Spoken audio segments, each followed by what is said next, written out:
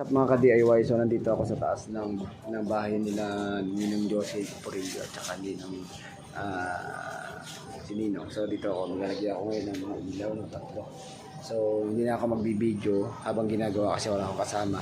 So maglalagay na ako muna and then mamaya magbibideo tayo. Yan lalagay natin. So yan.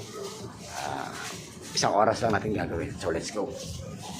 Ka-DIY, so yan na. So natapos na tayo. Nalagay na natin yung mga ilaw po ng ilaw kanina nalalagay natin. So yan na.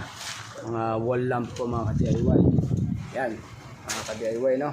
So buwis buhay ito mga ka-DIY kasi napakataas. Ito po yung isa, oh. Po mga ka-DIY, oh yan. Apat po yan mga ka-DIY. Tapos yung nandun, oh. Nandun. Tsaka nandun. So yan lang mga ka-DIY na lagay na natin. Tapos na naman ang ating vlog na naman mga ka-DIY. So yan. Thank you sa mga nagtitiwala po sa atin na magpakabit o magpagawa po ng mga ganito, solar man o electrical. So ingat-ingat po kayo mga ka-DIY. Thank you sa tiwala. So mga ka-DIY, yan lang atin. I-end ko ng aking i-end ko na po ang video na to. So yan, nakagawa naman tayo. So yan lang po mga ka-DIY.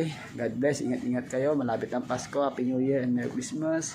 Thank you for watching mga ka-DIY. Bye bye.